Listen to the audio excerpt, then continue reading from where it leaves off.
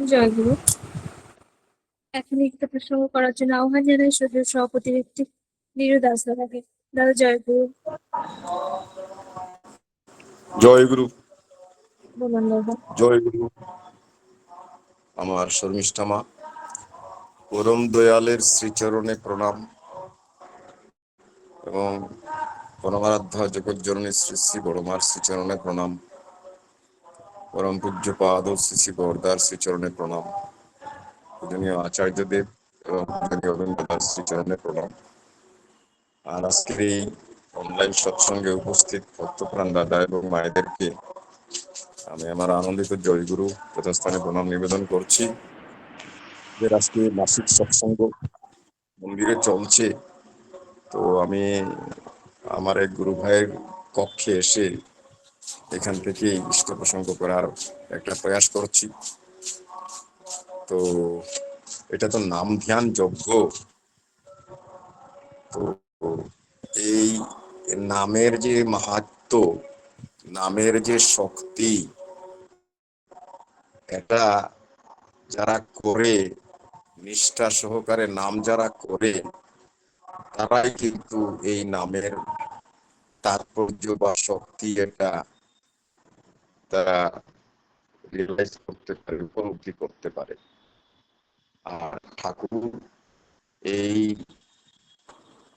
বলেছেন যে ইহ নাম আদি नाम है मन अपने धर ले, जन्म जन्म रही भूल में नहीं पाया भेदा, काल कर्म की जाल में रही भूग तो खेदा।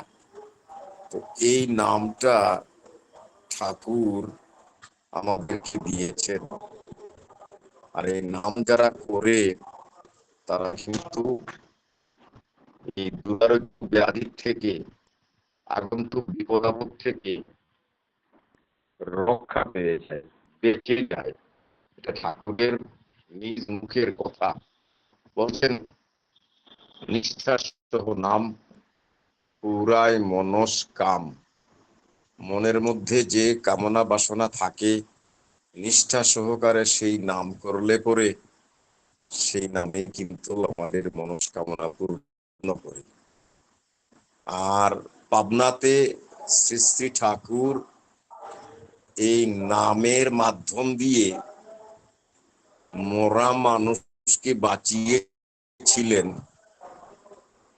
এই রকমের ইতিহাস আমাদের সেই তখনকার দিনের ভক্তদের লেখনীতে স্পষ্ট রূপে এটা আমরা দেখতে পাই। শ্রদ্ধেয় সুশীল বসুদার সেই মানসিক পরিক্রমায় এই রকমের বহু ঘটনা উল্লেখ আছে। আমি নিজে পড়েছিলাম যে নামের মাধ্যম দিয়ে মরা মানুষ কি করিয়া বেঁচে উঠেছিল। তো ঠাকুর থাকাকালীন অবস্থায় একটা লাইফ রিসার্চ সোসাইটি, জীবন দায়িনী সংঘ বলে একটা সংঘ তৈরি করা হয়েছিল। মৃত মানুষকে এই সংঘের কর্মকর্তারা বাঁচিয়ে তুলতেন, অথবা মৃতকল্প যে যারা নাকি ব্যাধিতে আক্রান্ত হয়ে মৃত্যুর পথযাত্রী হয়ে আছেন, তাদেরকে স্পর্শ করে যখন নাম করা হতো, নাম করলে সেই রোগ সেরে দিত। শ্রীকান্ত সরকার 38 বছরের এক গুরু ভাই, সুশীল বসুদার সেই মানসিক পরিক্রমার এক জায়গায় আমি পড়তে পড়তে এই কথাটা আমি পড়েছিলাম। এই শ্রীকান্ত সরকার একমাত্র বিধবা মায়ের সন্তান, মেনিনজাইটিস রোগে আক্রান্ত হয়ে তিনি মারা যান। তখন রাত্র ঠিক 11টা বাজে। তিনি সুশীল বসুদার বাসভবনে এসে সুশীল বসুদাকে খুব বিনয় ভাবে, খুব কাতর ভাবে কেঁদে কেঁদে বলছেন, আপনারা ঠাকুরের পার্শ্ব, ঠাকুর যেমন অসম্ভবকে সম্ভব করতে পারেন, আপনারা ঠাকুরের সঙ্গে চলেন, আপনারাও অসম্ভবকে সম্ভব করতে পারেন। আমার এই মৃত ছেলেকে আপনারা বাঁচিয়ে দেন। তো সুশীল বসুদেব তখন, এটা সিস্টেমটা ছিল, মানে 4-5 জন লোক খুব পরিষ্কার পরিচ্ছন্ন হয়ে, পবিত্র হয়ে এই মৃত ব্যক্তিকে ধরে অনর্গল নাম করা, নন স্টপ নাম করা। ওদের যখন স্নানাহারের প্রয়োজন হয় তখন আরেক পার্টি রেগুলার ওরা এসে সেই ব্যক্তিকে স্পর্শ করে নাম করতে শুরু করে। তো এইভাবে নাম করা শুরু করা হলো। নাম করতে করতে 3 দিন পর সেই শ্রীকান্ত সরকার সে জীবিত হয়ে উঠল এই নামের প্রভাবে। তো এই যে নামের যে শক্তি, আজও চলে তার লীলা, লোকান্তরে দেখে সেই ভক্তি যার জাগ্রত অন্তরে। আমাদের কথা প্রসঙ্গে মনে পড়ে যাচ্ছে, আমার শর্মিষ্ঠা মা বলছিলেন যে আসামের কিছু গুরু ভাইদের সেই জীবনী থেকে তাদের যে জীবনের যে দিকগুলি, সেই দিকগুলি একটা সাংঘাতিক বড় প্রসঙ্গ। সেই দিকগুলার কথা স্পষ্ট সঙ্গে বলার জন্য তিনি আমাকে বলেছিলেন। তো আসামের যিনি প্রথম ঋত্বিক, অসমের যিনি প্রথম ঋত্বিক, তিনি হচ্ছেন আমাদের চক্রপাণি দাস। 1927 এত মেধাবী স্টুডেন্ট ছিলেন তিনি। আসামের উচ্চ শিক্ষার কোন প্রতিষ্ঠান তখন ছিল না। ক্যালকাটা ইউনিভার্সিটি থেকে এই পরীক্ষা বোর্ডগুলা নিয়ন্ত্রিত হতো। তখন ছিল ম্যাট্রিকুলেট। ওই ম্যাট্রিকুলেট পরীক্ষা কলকাতা ইউনিভার্সিটি থেকে কন্ডাক্ট হতো, পরিচালিত হতো। আর এই আমাদের এই দাদা, তিনি চক্রপাণি দাসদা খুব মেধাবী স্টুডেন্ট ছিলেন। প্রত্যেকটা সাবজেক্টে 97, 98 এরকম মার্ক নিয়ে তিনি ম্যাট্রিকুলেশন পাস করেছিলেন। এখন তো আসামে তো তেমন তোর উচ্চ শিক্ষার প্রতিষ্ঠান নাই, অনুষ্ঠান নাই, তাই তিনি ক্যালকাটা প্রেসিডেন্সি কলেজে গিয়ে সেখানে গিয়ে নাম ভর্তি করালেন। তো সেখানে আরেক প্রফেসর, যিনি 17টা না 18টা সাবজেক্টের মাস্টার ডিগ্রি, পঞ্চানন সরকার, সবাই আমরা জানি পণ্ডিত ব্যক্তি, মাস্টার মানুষ। এই তার সাথে ওনার সাক্ষাৎ হয়, তার সাথে আলোচনা হয়, তর্কাতর্কি হয়। অবশেষে সারা রাত্র ধরে তর্কাতর্কি হওয়ার পর এই পঞ্চানন সরকার তিনি এই চক্রপাণি দাসদাকে ঠাকুরের সহস্ত লিখিত সেই গ্রন্থকারে সত্যানুসরণ দিয়ে বললেন, হ্যাঁ ভাই, তুমি এটাকে একটু মনোযোগ দিয়ে পড়বে। আর চক্রপাণি দাসদা সে তো খুব মেধাবী মানুষ তো, আর ঠাকুরের এই সত্যানুসরণ গ্রন্থখানি তো জীবনবাদের কথা এখানে লেখা। তিনি খুব আকৃষ্ট হইলেন। সত্যানুসরণটাকে তিনি কয়েকবার পাঠ করলেন। পাঠ করার পর তিনি বললেন যে যে বইটি আপনি আমাকে দিলেন, চক্রপাণি দাসদা ওই পঞ্চানন সরকারকে বললেন, যে বইটি আমাকে দিলেন তিনি কি জীবিত আছেন? আর থাকলে তিনি কোথায় আছেন? বলে হ্যাঁ তিনি আছেন। তখন তো অখণ্ড ভারত, পাবনাতে আছেন তিনি, ঠাকুর অনুকূল চন্দ্র। বলে আমি উনাকে দেখতে যাব। তারপর তিনি সেই ঠাকুরকে দেখতে গেলেন। ঠাকুর তো বসে আছেন ভক্তবৃন্দকে নিয়ে। তিনি যাওয়ার সাথে সাথে, সেখানে যাওয়ার সাথে সাথে ঠাকুর সেই বিছানা থেকে নেমে আসুন দাদা আসুন বলে চক্রপাণি দাসদাকে জড়িয়ে প্রেমালিঙ্গনে জড়িয়ে ধরলেন। চিহ্ন নেই, পরিচয় নাই, এই চক্রপাণি দাসকে দেখেই ঠাকুর তাকে প্রেমালিঙ্গনে জড়িয়ে ধরলেন। আর তিনিও একটা শিহরণ অনুভব করলেন ঠাকুরের স্পর্শে। তিনি একটা শিহরণ, বিদ্যুতের মতন একটা শিহরণ অনুভব করলেন। কিছুক্ষণ থাকার পর তার ভিতরে, চক্রপাণি দাসদার ভিতরে একটা সম্বেগ ফিরে আসলে। পরিচয় মানে চিহ্ন নেই, পরিচয় নেই, যে লোকটাকে আমাকে আজকে আমি প্রথম দেখলাম, তিনি আমাকে বাহুবন্ধনে জড়িয়ে ধরলেন আর আমিও তার বাহুবন্ধনে আবদ্ধ হয়ে গেলাম। এই ভাবটা আসার সাথে সাথে ঠাকুর বাহুবন্ধনটাকে একটু শিথিল করে দিলেন। তারপরে তিনি বাহুবন্ধন থেকে মুক্ত হয়ে পাশে গিয়ে বসলেন। বসার পর বিভিন্ন কথাবার্তা হলো। অনেক কথাবার্তা হওয়ার পর ঠাকুরকে বললেন, আগে আমাকে দীক্ষা দিন। তখন সৎমন্ত্রে তিনি দীক্ষা নিলেন। দীক্ষা নেওয়ার পর বললেন, আমি আর এখানেই থেকে যাবো। আমি সাক্ষাৎ ভগবানের সাক্ষাৎ ভগবানের দর্শন পেয়েছি, আমি আর যাব না।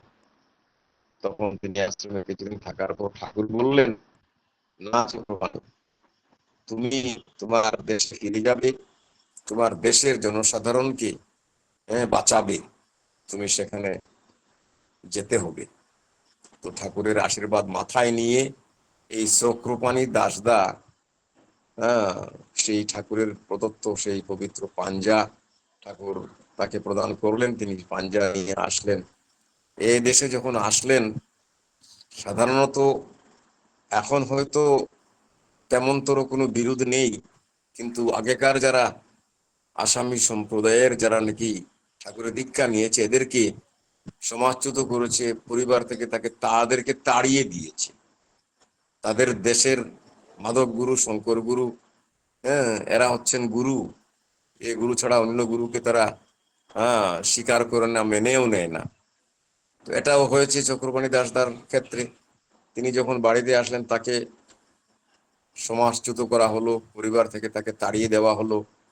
তিনি একা একা এই পাঞ্জা নিয়ে, ঠাকুরের পাঞ্জা নিয়ে রাস্তায় রাস্তায় ঘুরেন আর ঠাকুরের কাছে প্রার্থনা জানান, ঠাকুর আমি কি করি, মানুষ আমাকে, আমার স্বজাতিরা আমাকে স্থান দিচ্ছে না, আমাকে বহুত রকমের নির্যাতন করছে। তো একদিন তিনি সদর রাস্তায় এই হেঁটে হেঁটে যাচ্ছেন, তখন সেই এক বাড়ি থেকে, দোতলা বাড়ি থেকে, সদর রাস্তার পাশেই বাড়িটা, সেই বাড়ি থেকে ক্রন্দনের রোল শোনা যাচ্ছে। তখন তিনি সেই ক্রন্দনের রুলকেও মানে অনুসরণ করে বাড়িতে ঢুকে পড়লেন। পড়ে বললেন, কি হয়েছে? এই বাড়ির একমাত্র সেই জমিদারের ছেলে, 14 বছরের ছেলে, তিনি প্রাণ ত্যাগ করেছেন, তার মৃত্যু হয়েছে। আর এর জন্যই এখন এখানে এখানে এই তার সৎকার করার জন্য, মৃত ব্যক্তির সৎকার করার জন্য তাকে আহ, তাকে তাকে একটু একটু করে আমি একটু বিশেষজ্ঞ করছি। তো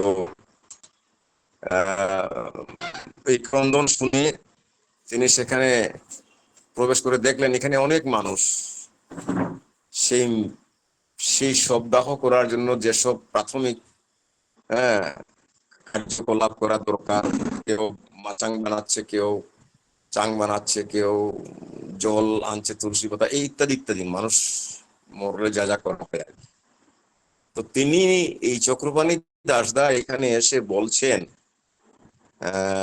আমার চিকিৎসা পদ্ধতি জানা আছে, আপনারা যদি আমাকে একটু সুযোগ করে দেন, তাহলে আমি আমার এই চিকিৎসা পদ্ধতিটা অ্যাপ্লাই করে দেখতে পারি। আর আমার এই চিকিৎসা পদ্ধতিতে অনেক মরা মানুষ জীবিত হয়েছেন এবং অনেক অনেক এই মৃতকল্প মানুষ, মানে ব্যাধিগ্রস্ত মানুষও সুস্থ হয়েছে। তো এই কথা তিনি যখন বলছেন, অনেকেই কিন্তু এটাকে তিরস্কার করছে, এটা কি বলে, পাগলের পাগলের প্রলাপ, মানুষ মরে গেলে কি মানুষ জিন্দা হয় নাকি, জিতে জিতে ওঠে নাকি? তো কিছু কিছু এখানে ওই মা বাবা যা ছাড়া তারা ছিল বলে ঠিক আছে ঠিক আছে, উনি যখন বলছে একটা চেষ্টা করে দেখা যাক না কি হয়, তাকে একটু সুযোগ দেওয়া হোক না। সেখানে আরো কিছু বিজ্ঞ মানুষও ছিলেন। তারপর ঠিক আছে, ও যখন একটা চিকিৎসা বিদ্যা জানা আছে বলছে, তাহলে তাকে একটু সুযোগ দেওয়া হোক। তিনি বলছেন আমার শর্ত আছে, কিন্তু এই শর্তগুলা যদি আপনারা মানিয়া বা মেনে মেনে চলেন, তাহলে আমি আমার এই চিকিৎসাটা করতে পারি। বলে কি শর্ত?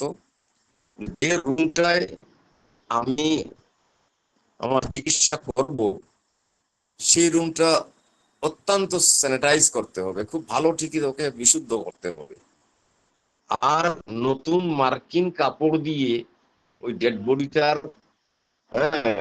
বডিটাকে মেরিয়ে রাখতে হবে।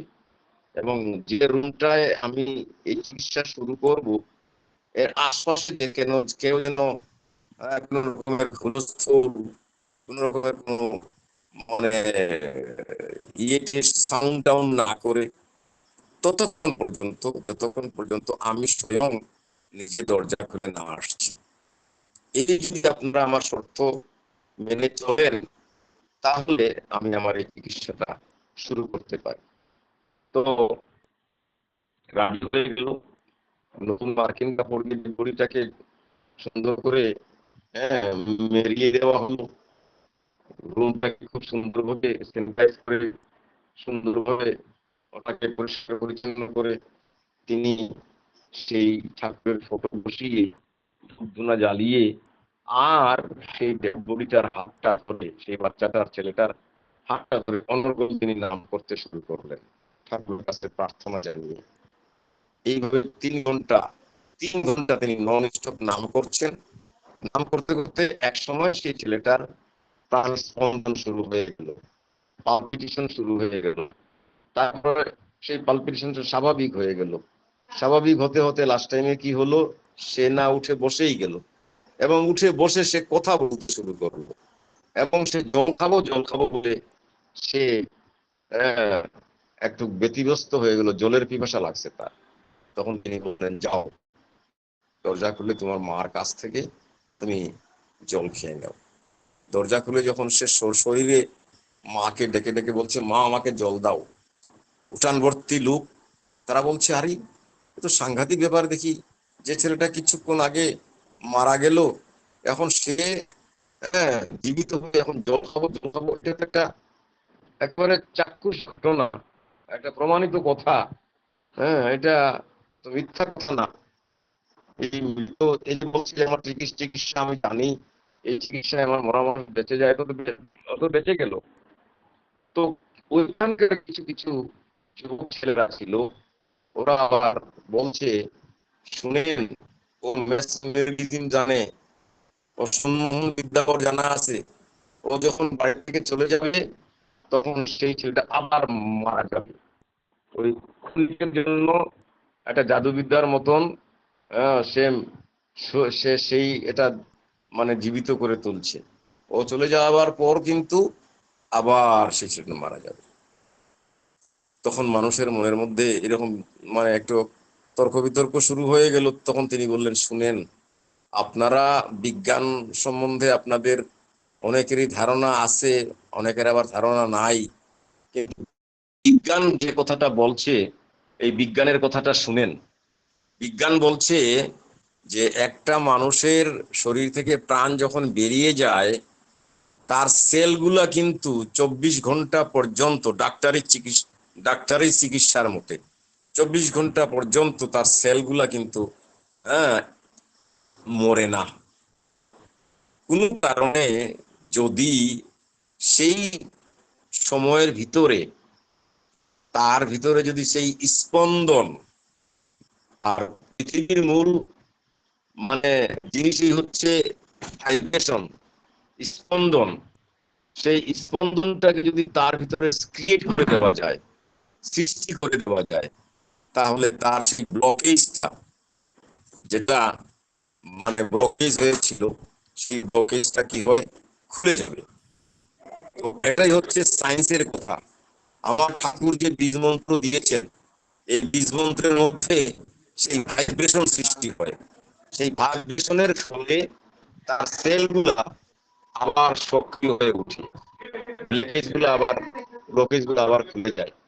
আর এইভাবেই কি হয়, আহ, রোগের বীজাণুগুলো মরে যায় এবং মানুষ আবার প্রাণ ফিরে পায়। এখানে কোনো মিরাকল নাই, এখানে কোনো এখানে কোনো জাদুবিদ্যার কথা না। এই আমার ঠাকুরের দেওয়া এই বীজ মন্ত্র, এই বীজ মন্ত্রের মধ্যেই এই শক্তি নিহিত আছে। আপনারা ইতিহাস জানেন, চক্রপাণি দাদা বললেন, এই যে হনুমান হনুমান যে তার জীবনের যে চ্যালেঞ্জ, এই যে সমুদ্র লঙ্ঘন করা, গন্ধ পর্বত নিয়ে আসা, এটা কি করে সম্ভব হলো? একমাত্র রাম নামের মাধ্যম দিয়ে। রাম নামের যে কি অপরিসীম শক্তি, সেটা হনুমান দেখিয়েছে। ভক্ত প্রহ্লাদ বিষ্ণু নামের যে কি শক্তি, সেটা কিন্তু দেখিয়েছি। তো এবার ঠাকুর এই মহানামের যে শক্তি, এই মহানামের শক্তি কিন্তু বহু ভক্তের মাধ্যম দিয়ে প্রতিনিয়ত আমরা এটা উপলব্ধি করছি। এর জন্য যে ঠাকুর বলছেন, নামে মানুষকে তীক্ষ্ণ করে আর ধ্যানে মানুষকে স্থির ও গ্রহণক্ষম করে। তো এই চক্রপাণি দাসদা, তিনি, আমি তার সঙ্গ পাইনি, তো তিনি ঠাকুরের আঙুলেই লোক ছিলেন, কিন্তু যারা দীক্ষা পেয়েছে তারা বলছে যে তিনি যখন দীক্ষার আসনে বসতেন, এই চক্রপাণি দাসদা যখন দীক্ষার আসনে বসতেন, রীতিমতো তিনি ঠাকুর এবং বর্মার সাথে কথা বলতেন। আর সেই ফটোতে ঠাকুর মানে উটগুলা লড়তো। যারা দীক্ষা নিয়েছে তারা এই কথা প্রত্যক্ষ করেছে। তাই এই যে নাম, ঠাকুর যে বলেছেন, যা কোনো যুগে হয়নি, যা বহু কষ্ট করে মানুষ পায় না, এবার কিন্তু তোদের তাই। ঠাকুর বলেছেন, আমি অনামী পুরুষ, আমি তোদের প্রত্যেকের অন্তরে জেগে উঠব, তোরা শুধু নাম কর। এই যে আচার্য বলতেন যে 48 ঘন্টা নাম করতে হয়, হ্যাঁ, সব সময় নামময় হয়ে থাকলে এই যে নামের যে অপরিসীম শক্তি, এই শক্তিটাই মানুষকে একটা দিব্য মানুষে পরিণত করে দেয়। কত কাহিনী, কত ঘটনা আমরা প্রত্যক্ষ করছি। জয়গুরু। গতিকে আর বোধহয় আমার সময় প্রায় শেষ হয়ে আসছে। এখানে সৎসঙ্গ হলো আজকে আমাদের মাসিক সৎসঙ্গ। তাই আমি আর প্রসঙ্গ এখানে ইতি টানছি। আমার মতন করে শরীম ইসলাম আমাকে বলছিলেন, সেই আসামের ভক্তদের, আরো বহু ভক্ত আছে আমাদের আসামের, হ্যাঁ, সেই সব ভক্তদের কথা বললে তো মানে শেষ হবে না। মানে আনএন্ডিং প্রসেস। যাই হোক, শরীর ইসলাম আমাকে এখানে সুযোগ করে দিয়েছেন, আমার মতন করে আমি সেই কিছু কথা এখানে বলার প্রয়াস করলাম। হয়তো আমার উপস্থাপন সঠিকভাবে না হতে পারে, যদি কোনো জায়গায় কোনো গরমিল হয়ে থাকে সেটা আমার। জয় গুরু। শর্মিষ্ঠামা, সবাইকে জয় গুরু দিচ্ছি, সবাই ভালো থাকবেন। জয় গুরু। জয় গুরু। জয় গুরু দাদা, জয় গুরু। আপনি ধন্য হয়েছেন নাকি কতটা হয়েছেন জানি না, কিন্তু আমরা প্রত্যেকেই যারা যুক্ত ছিলাম, প্রত্যেকেই ধন্য হয়েছে। অপূর্ব যে নিষ্ঠা সহ নাম পুরায় মনস্কাম, যে নামের সাহায্যে মৃতপ্রায় মানুষও জীবিত হয়ে ওঠে। শ্রীকান্ত সরকার দাদাকে নামের মাধ্যমে তিনি পাবনায় জীবিত তাকে পাবনায় জীবিত করে তোলা হয়েছিল। তার ঘটনা বললেন, তিনি তিন দিন পরে জীবিত হয়েছিল। তাই প্রায় মৃতপ্রায় মানুষও এই নামের মাধ্যমে জীবিত হয়ে ওঠে। তার জ্বলন্ত উদাহরণ শ্রীকান্ত সরকারদা এবং চক্রপাণিদার কথা বললেন, যে চক্রপাণিদা কি করে নামের মাধ্যমে একজন মানুষকে সুস্থ করে তুলেছিলেন, মৃত্যুপ্রায় মানুষকে সুস্থ করে তুলেছিলেন, তাও ঘটনা শুনিয়ে আমাদের প্রত্যেককে সমৃদ্ধ করলেন। অপূর্ব আলোচনা দাদা, আপনি আসবেন, আপনাদের মতন মানুষকে পেয়ে আমরা ধন্য। আপনারা কতটা ধন্য হন জানি না, আমরা ধন্য হই আপনাদেরকে পেয়ে। পরমপিতা রাঙা রাতুল চরণে আপনাদের সুদীর্ঘ নিরোগ ইষ্টচ্ছল জীবন প্রার্থনা করি। খুব ভালো থাকুন দাদা, সুস্থ থাকুন এবং পরিবার পারিপার্শ্বিক সবাইকে নিয়ে আনন্দে থাকুন। জয় গুরু দাদা। জয় গুরু, জয় গুরু মা, জয় গুরু, জয় গুরু। জয় গুরু।